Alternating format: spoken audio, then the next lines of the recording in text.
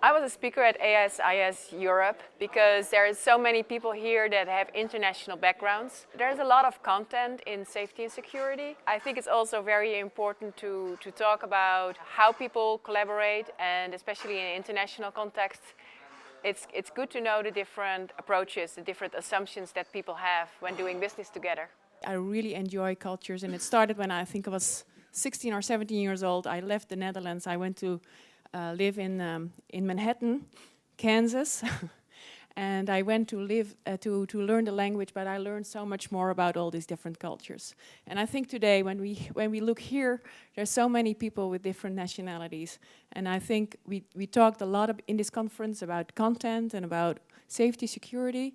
It's very important, and I think in those contracts there are some other things that are at play as well. I use a 7-dimension framework for explaining the different cultures, and I think it's very important to have some idea, some awareness about different approaches. For example, one of them is, are cultures rule-oriented or are cultures more relation-oriented? And it's very important when you do business to understand those differences. In the Netherlands, we would probably put, and probably UK and a lot of the Nordic countries, we would put the most important part on top, right? That's what comes first.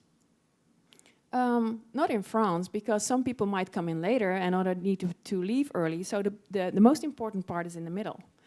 Now, it's interesting when you have those conversations and you start to understand what's going on, and then you can find a way to deal with it together. I think what people need in organizations is to have the conversation with their colleagues, with their clients, and not only about the content of why they're working together, but also about how they are working together and what those assumptions are. For instance, if you want to start meetings on time, so some cultures it's very important, in other cultures it's not, it can really be irritating if people come in later for the people who want to start in time. But the other way around can be very irritating that you're supposed to be there in time and otherwise your boss or someone else is yelling at you.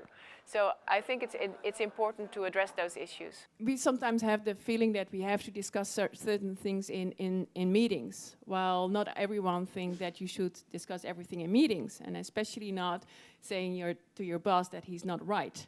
You know, in the Netherlands, we don't have any problem with that. In some countries, that's not a very smart thing to do. I think it's very important for people to understand how clash of cultures work. A lot of people are not so much aware of it, and when they work in an international context, they just don't understand it, and it gets from bad to worse. When they do understand each other, they get more respect, and from respect they can find new ways to work together.